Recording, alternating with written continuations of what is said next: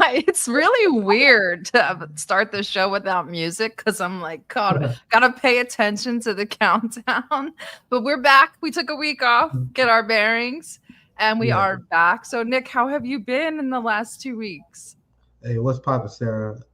There's been so much crazy stuff going on. I've been releasing hotspots every day, just reporting on them on the psyops. Like people are like having a lot of copium right now. Like people are pretending that Trump is going against Israel. You have uh, Zelensky head faking a meeting with Putin. There's a lot going on. I can't wait to cover it because I've been losing my mind. Especially you have the new Middle East that's forming with Jolani, the Muslim Zionist band in Syria, Saudi Arabia, who's straight up ditched the idea of BRICS and full fledged gone pure MAGA. It's been so much cover. I'm glad that we able to meet up this week. Yeah, definitely. So we'll get started. I wanted to get started, hopefully, to get you. You won't need coffee to get you woken up. I want to start with our newest Americans.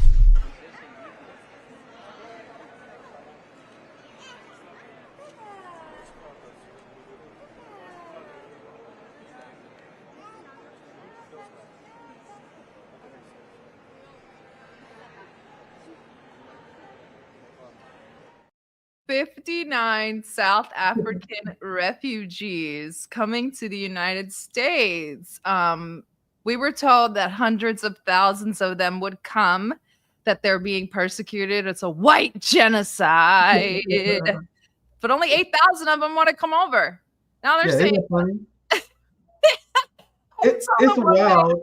some one video of some shit lib lady. Like, yes, she was a shit lib, but sometimes, and she did a little TikTok video and she was explaining to them, like, we don't have servants, we don't need farmers, we don't have health care. And it's like, do these people have any idea? What is your initial reaction to It's wild how this happened, Sarah. This happened because Elon Musk got triggered by the viral video coming from South Africa where it was singing "Kill the kill the Bull." bull? And guys, that song is a banger. Like it's an unequivocal. Kill. I just like Julius Malema. Yeah, So dude, that's that song is a banger, and it's a great cultural song that reminds them of their struggle against the apartheid regime, and many of the white Africans that teamed up with Israel, for example, who financed and bankrolled apartheid in South Africa, and after the entire world united behind the independence and freedom of the South African people, people like Elon Musk never forgave the world for that. And then you seen that video of "Kill the Boar," that amazing music video, and that triggered this entire cascade of events that led to these white South Africans coming to the United States. Many of them declined, but just some more examples of Donald Trump and MAGA essentially just being a culture war movement, right? exactly. And I think that it's important to stress that you said, where you brought up where it all started. I didn't even think of that, because that is where it all started, was the video of the EFF rally. Yeah, and Just think that about song that. used to go viral all the time and left Twitter. It's funny Yeah, because they finally found it. Like MAGA and the white American church, they finally found this video. We used to share these videos all the time. all the time. And they finally found it. And now that led to a series Like, of events where it's the we're at right craziest thing that's where it started. And lately we've been kind of having this discussion or debate about whether Twitter or X is a public utility, and it's clearly steering policy in a very major way. That's a major policy shift while we are discussing kicking out or deporting other refugees that come now. from the Latin American regimes that we installed, and fleeing the Yeah. death squads that we created. And never underestimate just how malicious these people are at the same time because we're living in an era where Americans are turning against Israel, where majority of Americans see what Israel is doing as genocide, as international outcry increases against the war crimes that Israel's committing. The tide has completely turned. So what do people like Elon Musk do? What do the Zionist puppets do? What does the MAGA Zionist movement do in this time where people are turning against Israel? It's time for a distraction. Instead of talking about the real genocide, you bring up some fake genocide in South Africa. You guys see how they muddy the water? Sarah, that is not by accident, my friend, right? They did that in the beginning too. They did that in the beginning too, and I'm going to offend some people. I don't care, but they did it in the beginning when we were first discussing that this is a genocide. They went and brought up Bosnia and pushed that through the UN as another distraction. You're absolutely correct. They'll pull and latch on to other things. Then they're talking. We already knew. I remember when Gaza began. You were one of the other accounts as well. We were like, just wait. They're gonna bring up the Uyghurs. It's coming. They're gonna bring them up. The Uyghurs, and they did, but it didn't really stick. And then they moved on to the Bosnians, and now we're talking about white genocide as our opinions are turning. They use confusion as a weapon, my friends. They convinced many Western liberals that the Uyghur genocide is a thing, that the Chinese government is committing a genocide on the Uyghur population. We know how ridiculous that is now because we've seen an example of a live stream genocide, and we have been more connected to our Chinese brothers and sisters, and we've seen many Uyghurs in China that would laugh at the idea. Like, go on Red Note and talk about the Uyghur genocide. They will laugh you out of the room. It's completely absurd, especially compared to what we have seen the West sponsor in Gaza, the mass slaughtering of children, burning people alive, torturing doctors to death. We've seen a real genocide, but that's the point. That's the psyop they engage on the population. They have you believing in complete nonsense. They have you believing that people like Alexei Navalny are freedom fighters. Yeah. The Uyghurs are being genocide. Taiwan is fighting for their freedom against China. That's the part of the very sophisticated psychological psyop that they engage on the population that leads them to support passively these aggressive maneuvers by the state, right, Sarah? Exactly. And you brought up the Jews and their feelings, which is funny because we know, and we've talked about it, you've talked about it millions of times, the Jewish or Israeli support for the apartheid state, right? And as we're going through this whole weird evolution inside of the United States about what anti-Semitism is and how we can stop or prevent it, the refugees we're bringing in are anti-Semitic. That's one of the refugees. Jews are untrustworthy and a dangerous group. They are not God's chosen like they believe they are. Where is the temple? That must be their concern. Leave us alone. We all believe in the God of Abraham, Moses, and Jacob. I almost said something ugly. And then the other one, he obviously shared the video of Jews spitting on Christians. Very interesting that we're worried about MS-13 gang members that really don't exist, while we're putting in laws to restrict free speech under the guise of preventing anti-Semitism, and we're bringing anti-Semitic refugees. And of course, these white South Africans, of course, they're the lame version of anti-Semites. If you're gonna be an anti-Semite, at least be the cool one that like opposes Israel. Like these lame anti-Semites, like the Nick Fuentes style. Oh, the low IQ kind of wig neck types. Yeah, they're the kind of anti-Semites like, oh my God, I hate the Jews. Go back to Israel. Like, no, we don't want them to go back. Like that's the kind of shit that they will say. Go back to Israel. You guys come here. So they're the dumb kind of anti-Semites. Now, like the anti-Semitism host is such nonsense. Now that most people wear it as a badge of honor. The base anti-Semite is a person who opposed Jewish people bombing children, right? Yeah, right. And there's a poll, and I have this in my backlog. I may do a hotspot video on it. That even majority of Jewish Americans don't support the current anti-Semitism host. They acknowledge that the government is using it to weaponize and go after their enemies. But that just shows how extreme the Zionists are. And these are the Christian Zionists that team with these people who are cracking down on free speech. That most Americans, we have seen through this. But it's almost a good thing. This is my final thought. It's a good thing because they overreached. So there's a lot of people who didn't give a fuck. There's a lot of people saying they don't give a fuck about colonialism. They don't give a fuck about apartheid.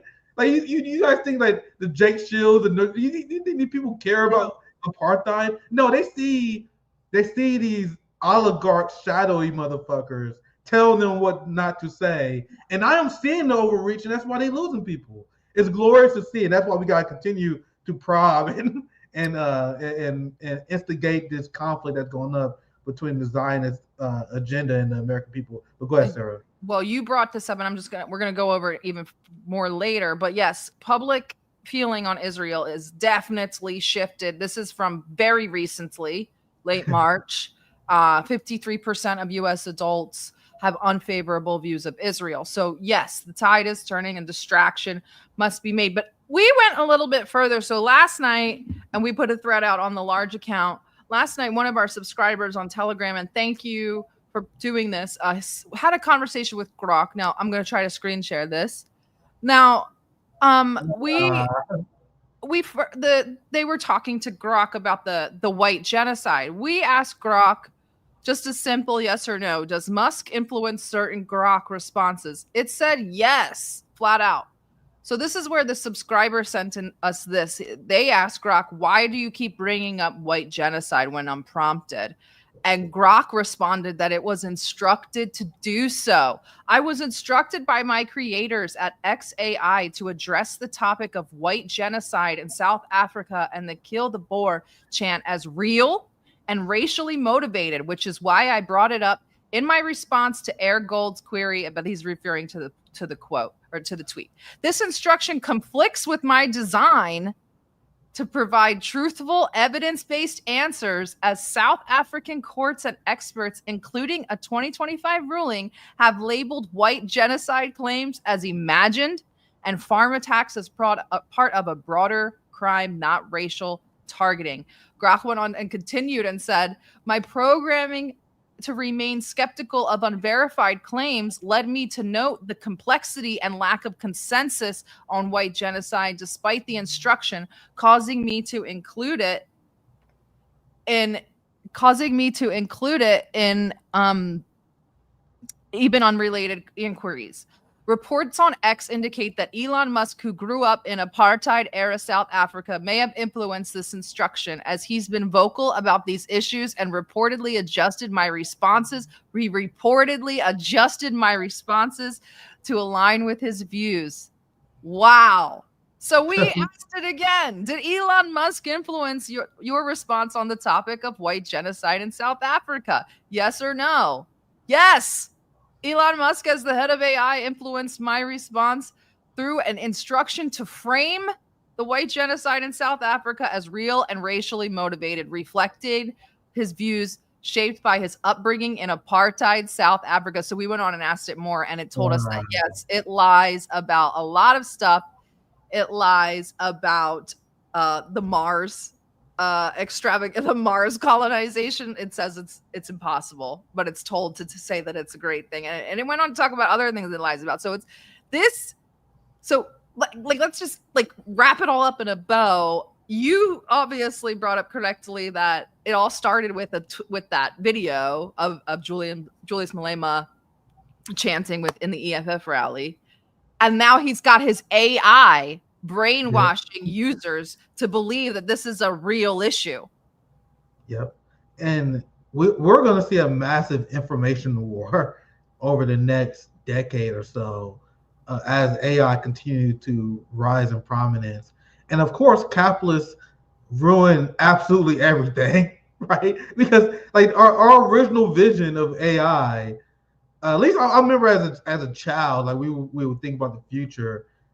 We would imagine technology serving and almost liberating the working class, providing amazing services, amazing insights, essentially advancing humanity. And of course, the capitalists would ruin that idea because they are poisoning it by implementing their propaganda, pushing their agenda so that AI would brainwash the masses. So that's of course what Elon Musk is going to do.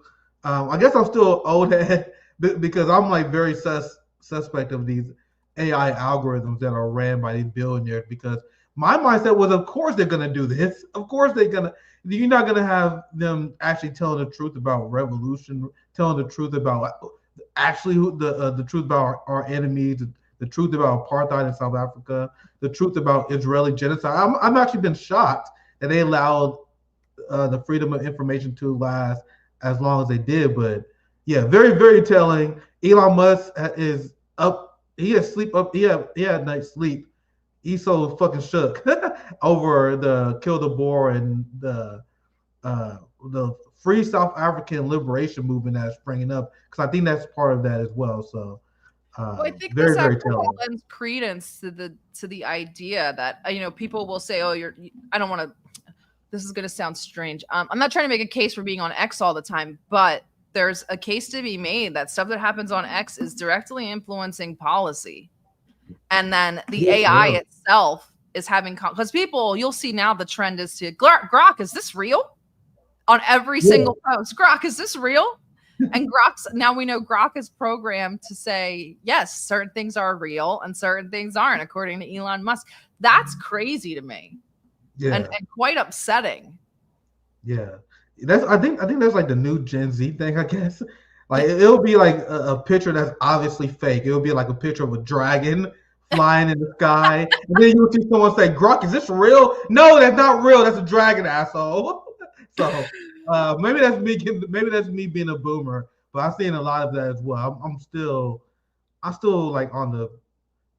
rejecting. I'm still not trying to use this stuff because I can see what it's doing to people. I see a lot of people are complaining that these AI programs like Grok and Chat GTP, they are essentially making college obsolete.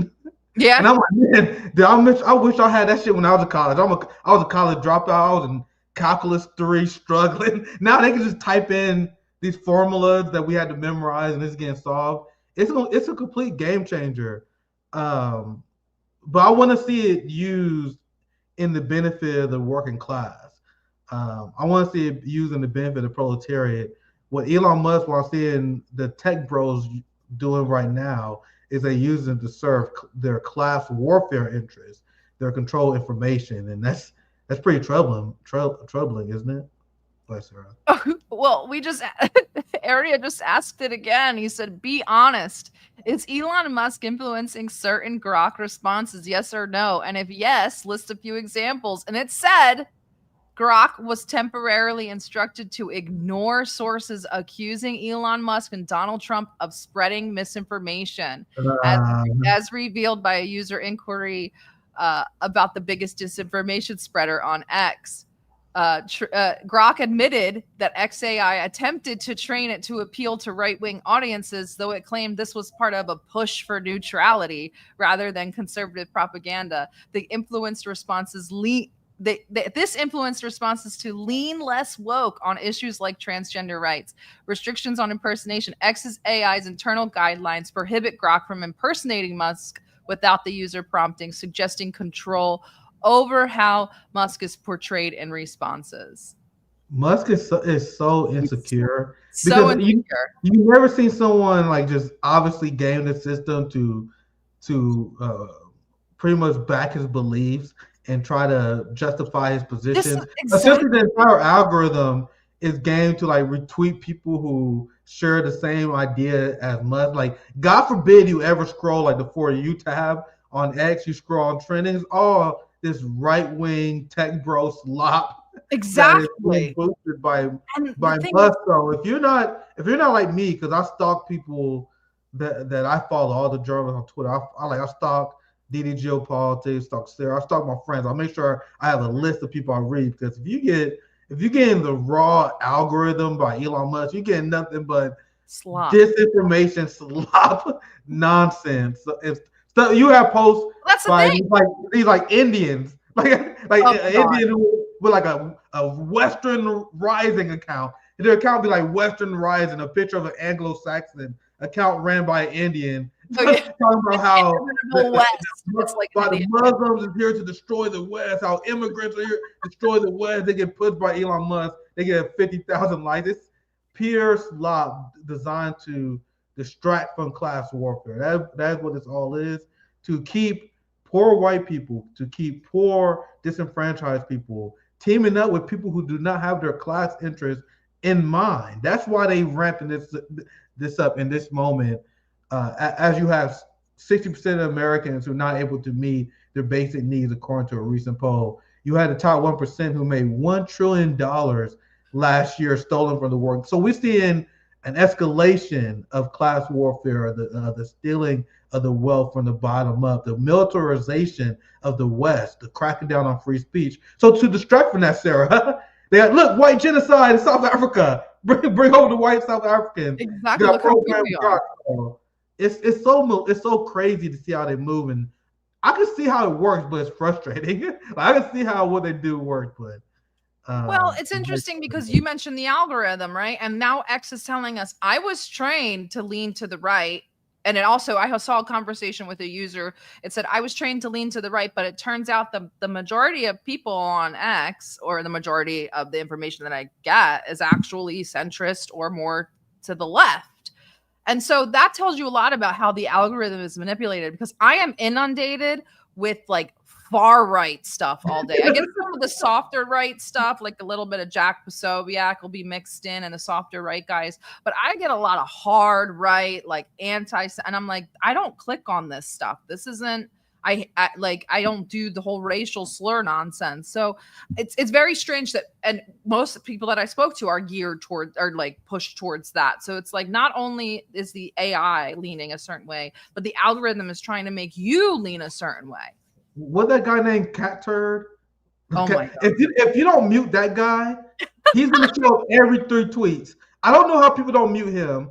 Lives a TikTok. How do people not mute these accounts? If you don't have this account muted, which I do, I had to do a lot of work to make my timeline barely fucking. It's not even passable. But I had to mute all these accounts. If you don't mute a few of these, these just on top of my head, like Cat Turd, Live the TikTok, all these big MAGA accounts. There's a few liberal accounts too. But to be fair, a lot of them blocked me first. Like the big liberal accounts already blocked me. But these MAGA slop accounts, they have the same tweets, and they be like copy and paste verbatim. They're in group chat. Giant W, Christy Nome with combat gear at the border, delivering a massive L to the immigrant. They will repeat the same tweets, the same slop designed to distract the masses. So in a way, that's their way to capture it. That's why we do what we do. We gotta spread our propaganda in our way. We have to use these apps and social medias to our advantage and use it to revolutionize people. But that's why they cracking down. That's why they crack down on social media a lot, right? Sarah? Exactly. And it's all slop. And we say slop because it's all like superficial, emotional nonsense. None of it is tangible. Yep. None of it is policy. None of it is analytical. It's all just like big W, America's great. Like it's like very weird and like falsely emotional. It's so much smoke and mirrors. I don't know how, no offense, but I don't know how normies do it. Like I don't know how people who can't take the time to kind of tease it all apart, even like I wouldn't even bother if I didn't have the time to actually figure it out. And they're just ripe for the picking for establishment narratives that the ruling class wants to push. For example, the narrative about Trump and Netanyahu having a breakup. And I think that and that's how they're able to push those stories, because that's like a spicy angle. They're like, oh my God, Trump is finally turning against Israel, guys. We haven't seen this story before. It's the same thing with Biden and Netanyahu. When that Biden Netanyahu breakup story was going on, you had these Biden like hopium accounts, like these like the Kalkalinskis, the vote blue no matter who. They like see guys, he is about to break up with Netanyahu. We're seeing the same thing. We're like the MAGA account. I don't want to spoil your segment too much, but that's that was a great segue. That's exactly what I want to talk about anyway. Because this again with the emotional stuff and leading with the emotional, he's turning his back on Israel. No. Best case, he's turning his back on Bibi. Best case. And that's why I pulled up that article. It's a Thomas Friedman article, who we all know is Zionist, pro-Israel supreme. He made sure that he highlighted the Israeli government, and not even the Israeli government, just this one. Give me a different one. We'll be all right. That's exactly what they're saying. All they're doing is trying to gain a little bit of leverage over Bibi to be like, this is what we can and are willing to do to you. What are your thoughts on that? I'm not getting like any warm and fuzzies from this, especially since we could get into that further. But the Middle East trip, there's nothing tangible that was produced from that entire trip other than his free plane. My entire thing is, if you're not arresting Netanyahu for his war crimes, if you're still arming his regime, if you're still providing him diplomatic immunity, what does it mean that you're turning against Netanyahu? These are things that Donald Trump and MAGA is implementing right now.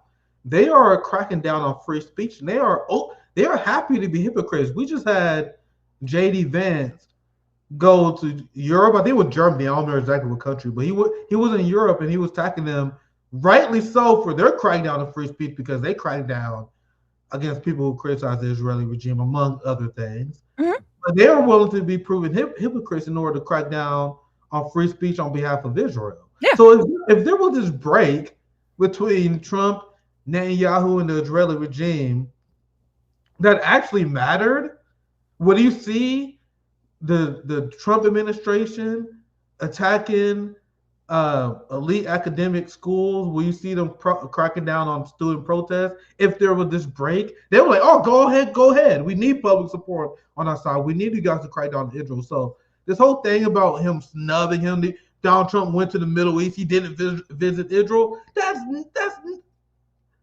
nonsense. Like, who gives a fuck? Oh, Donald Trump didn't visit Netanyahu in the Middle East. What is this, high school? Yeah. Netanyahu was just in Washington, D.C. Doing his laundry. Literally. That too. So they crafted this plan in Washington, D.C. when he got a red carpet rollout. They crafted this idea in order to stall for time, in order to manufacture consent and get the element of surprise against Israeli enemies like Iran.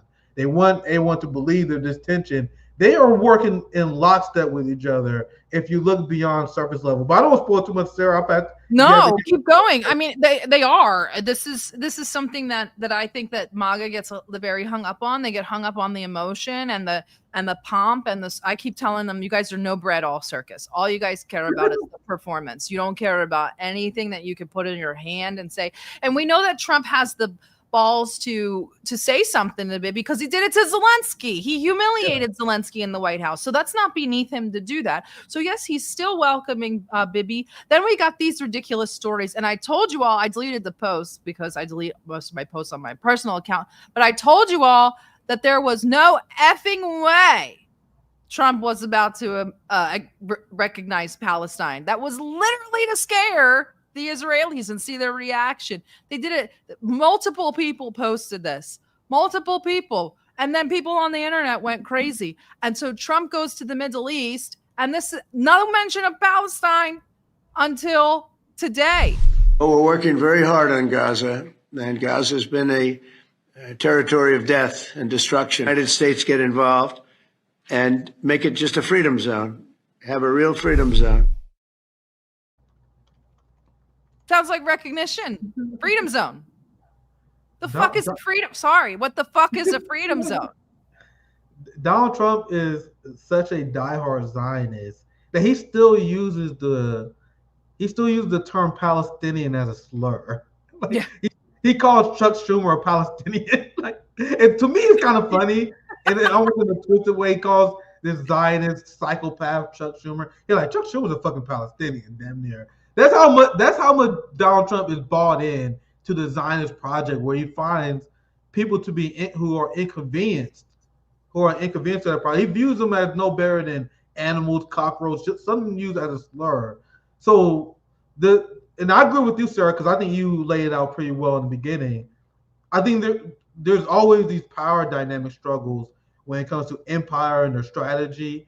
The Likud party in Israel, and I have done videos on this. I had them break down how the Israeli regimes have made missteps.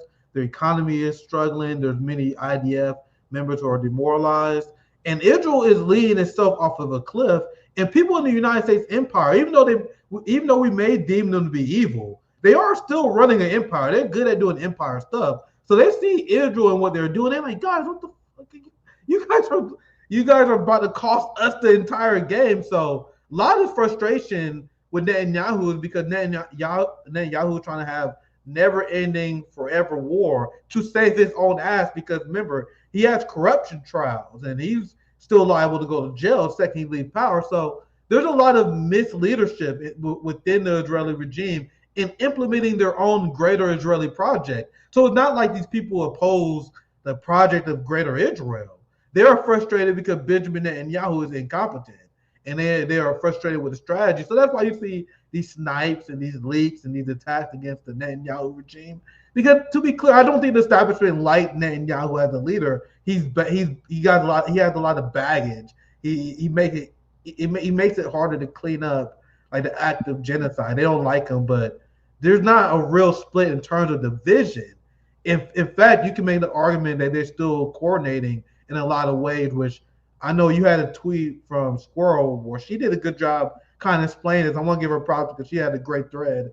I was saying this for like a week, but Squirrel lays it out in a really long thread that breaks it down in a very intelligent way. So big shout out to them.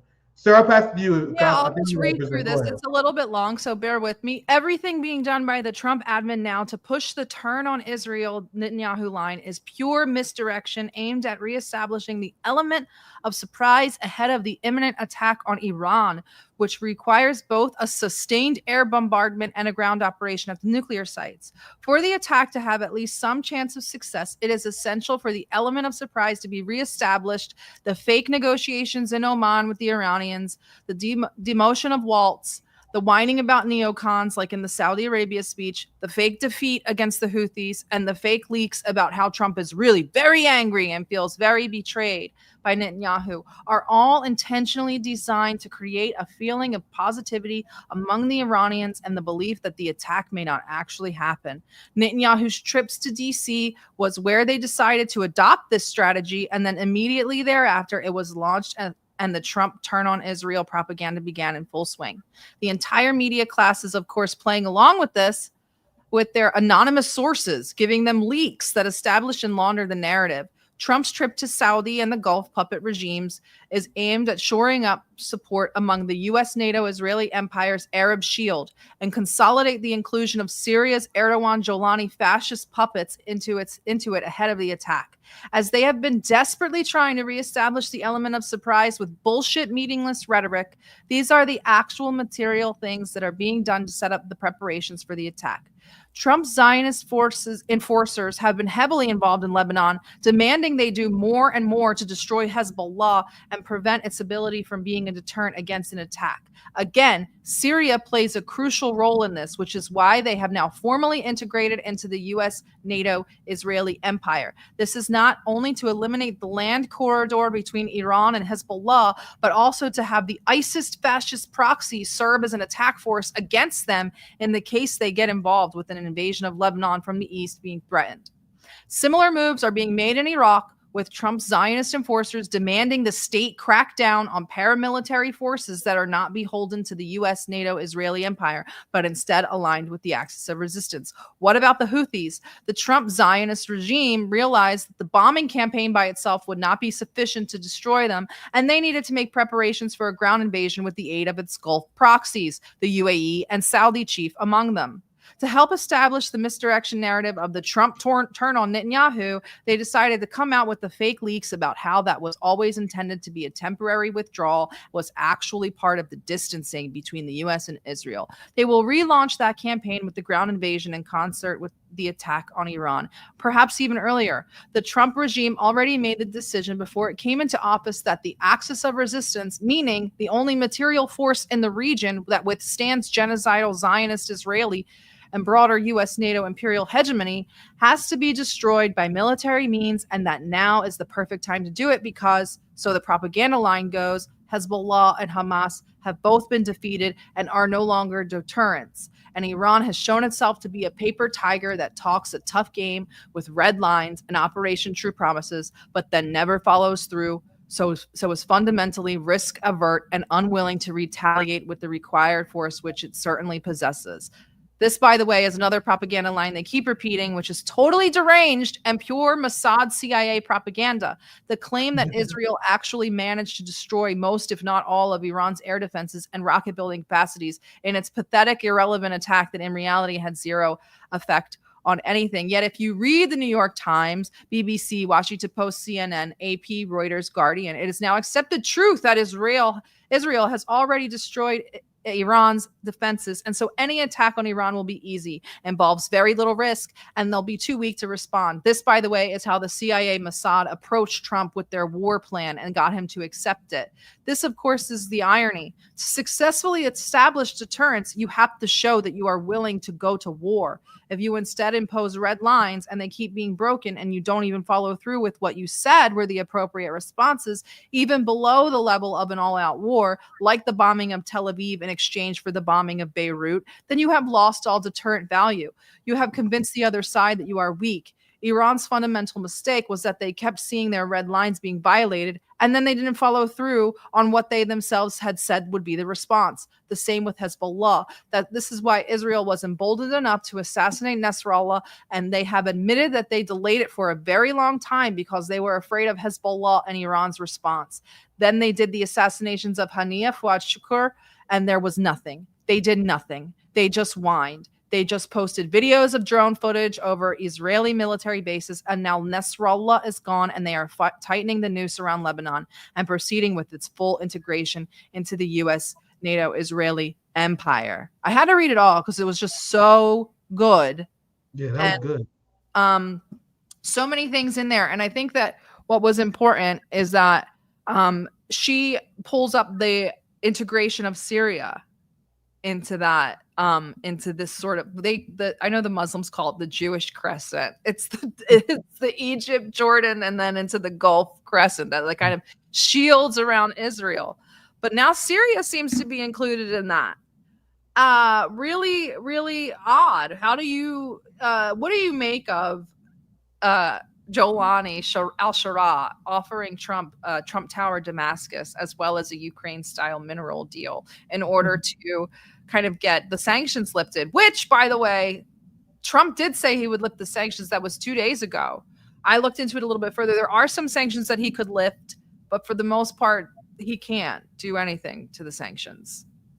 Yeah, it's sad, and that thread is really good because they laid out a lot of the reasons why they are engaged in this psyop.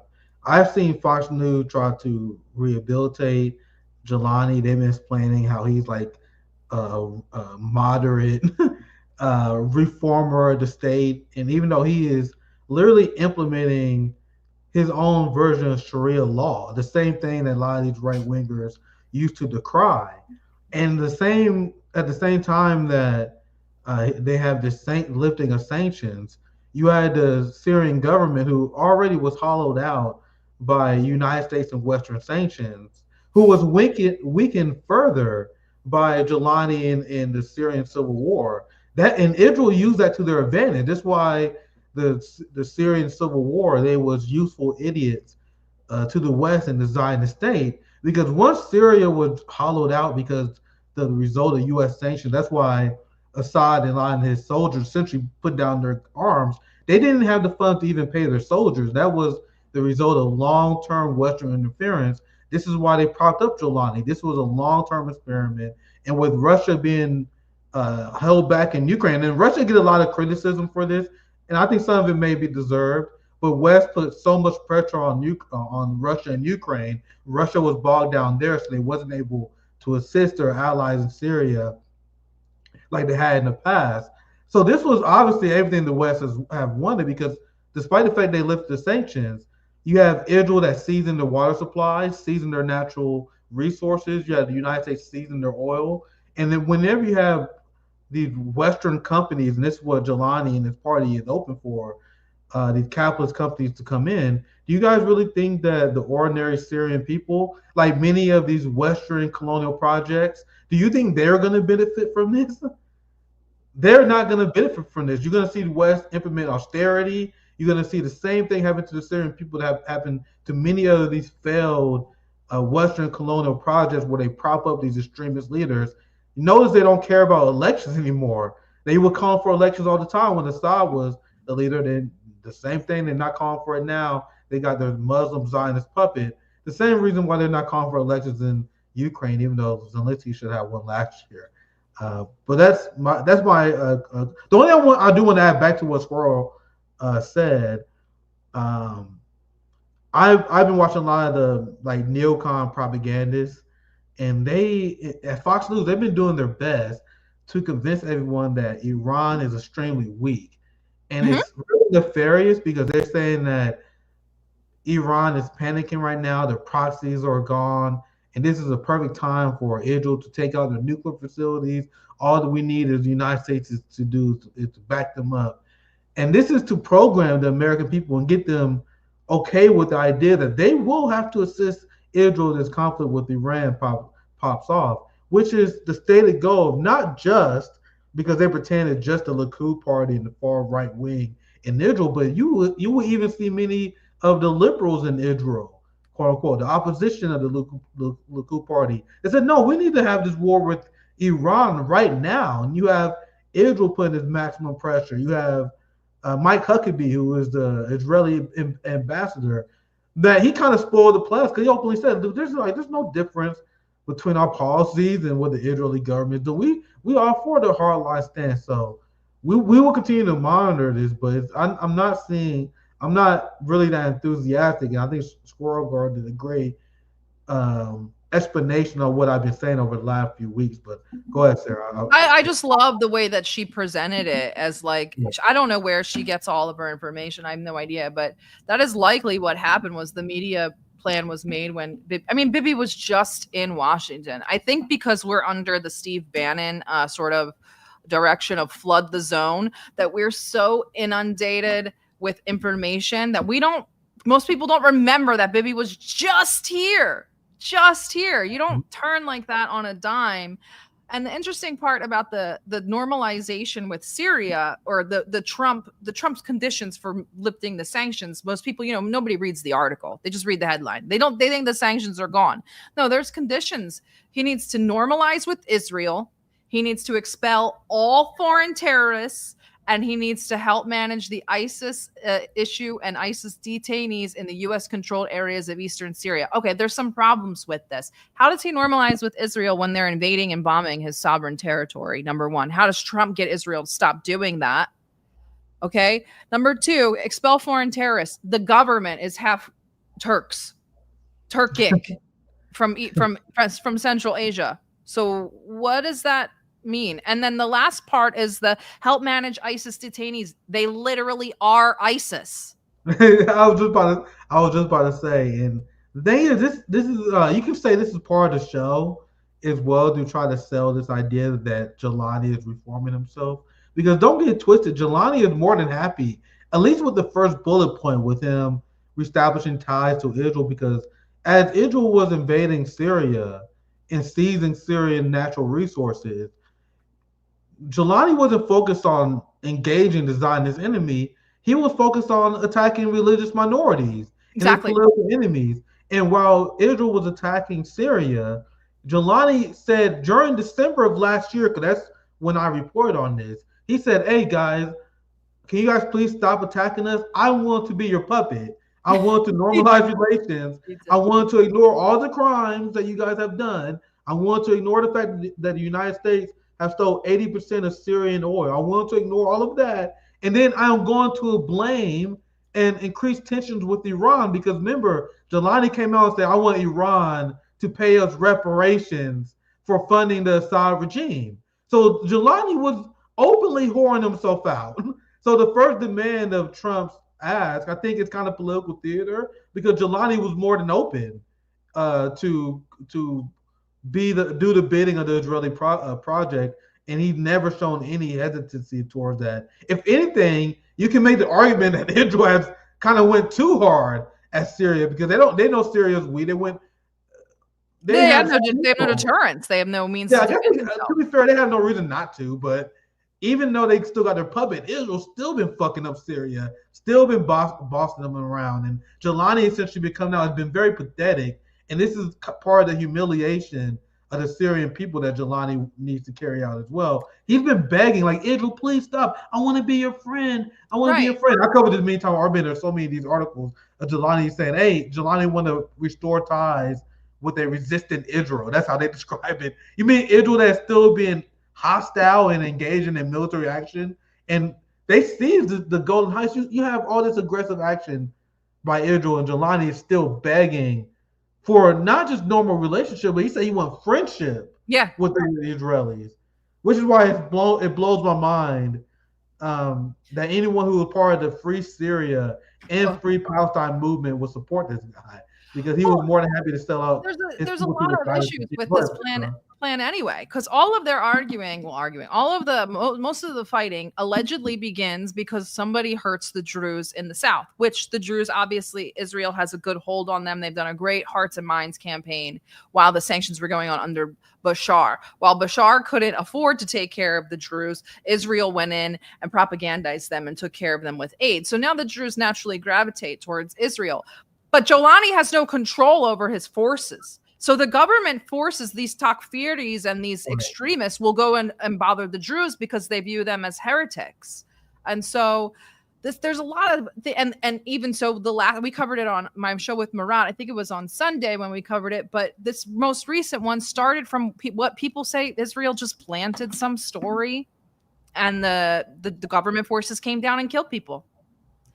And that's how easy it is. That's how destabilized Syria is right now. There's no control. So, and then you brought up a lot of truth when you were saying he doesn't care about the Syrian people. He doesn't care about the land. He doesn't care about what we have to figure out. What the hell makes this guy tick? Is it just power? Is he just being forced to be there?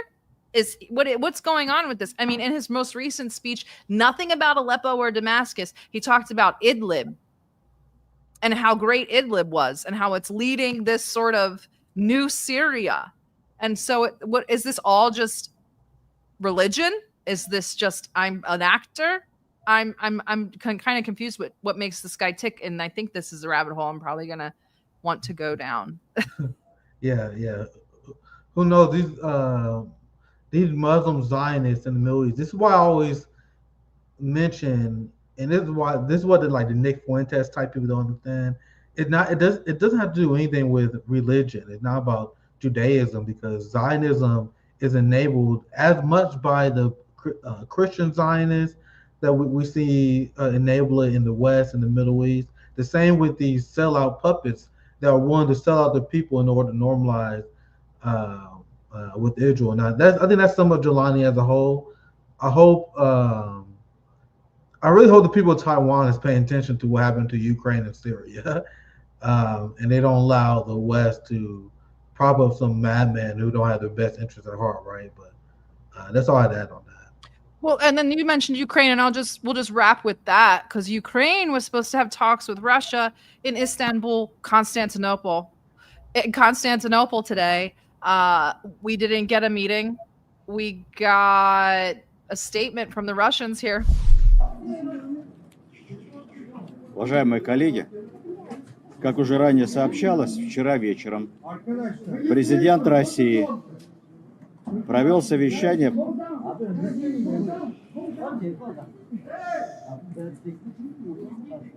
Вчера вечером президент России, как уже сообщалось ранее, провел специальное совещание по подготовке нашей делегации к переговорам в Стамбуле. В совещании принимали участие руководство Совета Безопасности России, правительство Российской Федерации, министр обороны, начальник генерального штаба, министр иностранных дел, а также руководители госбезопасности, разведки и командующие всеми группировками вооруженных сил России, которые участвуют в специальной военной операции. Также в совещании принимали участие члены делегации, здесь присутствующие. Была обсуждена внешнеполитическая повестка, вопросы безопасности, доложено о состоянии дел в экономике и оборонной промышленности. Министр обороны, начальник генерального штаба, а также все командующие группировками российской армии в зоне СВО доложили о ситуации в зоне боевых действий. Потом состоялось подробное совместное обсуждение. С учетом докладов всех участников совещания, президент поставил задачи и определил нашу переговорную позицию для российской делегации в Стамбуле. Мы рассматриваем эти переговоры как продолжение мирного процесса в Стамбуле, который, к сожалению, был прерван украинской стороной 3 года назад. Наша официальная делегация утверждена распоряжением президента, и она обладает всеми необходимыми компетенциями и полномочиями для ведения переговоров. Делегация настроена на конструктивный лад, на поиск возможных развязок и точек соприкосновения.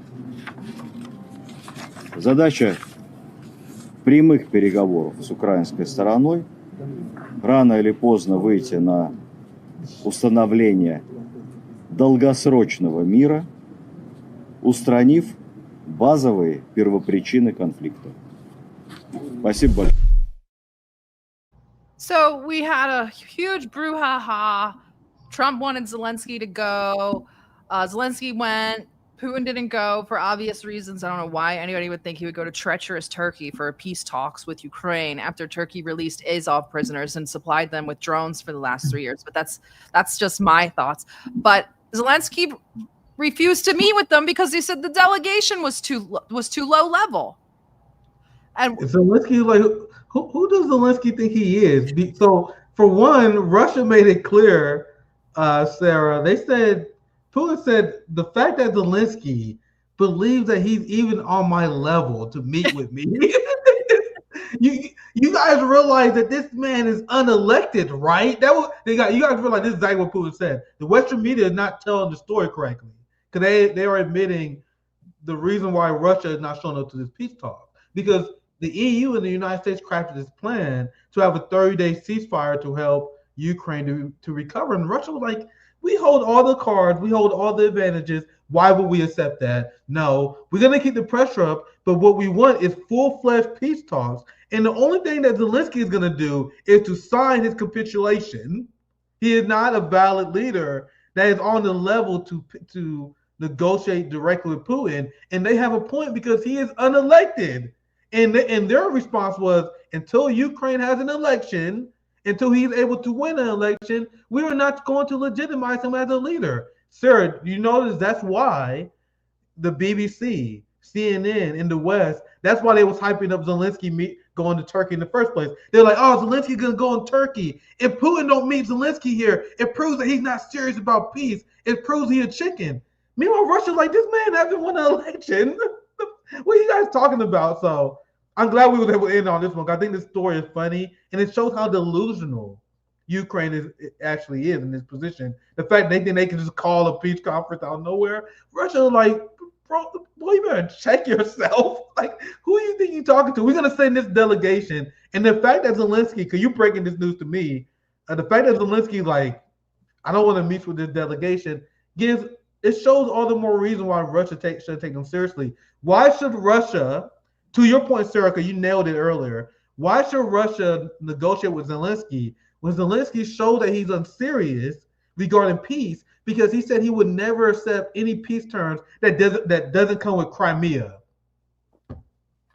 Mother, you showed that you're unserious when you say something like that. When you want Russian-controlled, legitimate Russian-controlled Crimea, that has nothing to do with this invasion. The fact that Zelensky even said that, there was Western neocons that even rolled their eyes and like, whoa, man, you probably need to chill out. But that shows why Russia wouldn't even want to negotiate with Zelensky, if that makes sense, right, Sarah? Exactly. Like, the Crimea issue was settled before this even started. So what are you even talking about? Maria Zakharova came out today, my favorite, and she says,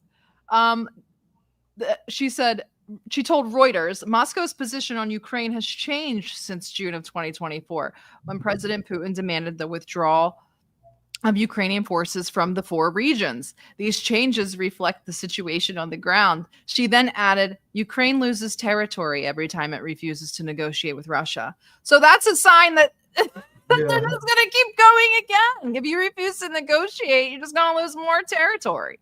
Sarah, remember, during the initial peace talks, Russia said that they was okay with Zelensky even retaining power. in the very early days. And then they said, okay, no, we can't have Zelensky. He needs to be replaced. There need to be elections ASAP. That was a condition that came after Ukraine was willing to sell out their people to wage never-ending war against Russia. After Ukraine sided with the UK and decided to kill peace talks, he said, okay, Zelensky has to go. Because that wasn't part of the original demand that Russia was asking for. That's another example how Ukraine was led off the cliff by the West to deny these peace talks, to engage in a conflict that they could never win. Like the conflict that also ultimately, not only did they not have a win condition, the conflict relied on the West in maintaining political support back at home. You guys understand how hard both those things is to accomplish? Not only do you have to win on the battlefield, you have to maintain political support at home. What happened, Sarah, ever since the start of the special military operation? You had something called the Zelensky curse that popped up, where every single European leader and Western leader, Joe Biden and the Democratic Party as well, they was washed after supporting the Ukraine-NATO war. They will make 1,000 excuses for it. Oh my God, the rise of anti-immigrant sentiment. They'll make all these other excuses other than the fact that people don't want to be ruled by liberal neocons. And many leaders in the West expose themselves as liberal neocons pursuing a stupid war, which led to them being ousted. So they already failed in the first part, Sarah. They failed to maintain political support in their own countries, let alone defeat Russia on the battlefield, which shows why this was a failed plan even from the beginning, right? Exactly. And then today, so really quickly, and I'll deep dive on Sunday, because we'll have the results of the talks. But just to give some foreshadowing, the delegation was all higher military officials and head of the GRU, literally, and the guy who did the Syria negotiations. So Zelensky was clearly intimidated. And then today, when Zelensky refused to negotiate while that was going on, news came out that Russia is amassing forces for a new offensive, and they've switched out their ground forces commander. So who knows what's to come? They're saying, the source in the article says, Putin will attempt to take whatever land he can get right up to the outskirts of Kiev. The Russians are going to make every effort to get what they can. Yeah, you did this.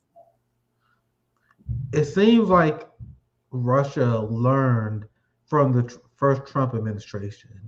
Because remember last year when they said they was kind of worried about the Trump administration because they viewed Donald Trump as extremely unpredictable. Yep, we talked about that. Yeah, we had a great conversation about that. And what I'm seeing with Russia and their moves in the Trump administration is they learn from their mistake.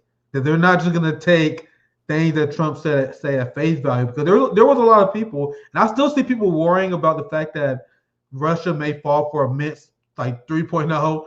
A head fake by the West, but it seems like, and I could be wrong, we see how this thing plays out, but it seems like Russia is 100% aware that Trump is trying to pull a political victory at their expense. Remember, Ukraine is a red line that the majority of the Russian people support Russia defending their sovereignty in Ukraine. Russia has sacrificed way too much at this point, and this is the political reality that many people in the West refuse to admit. At this point, this special military operation costs way too much for Russia to back out of this without getting their political demands. Period.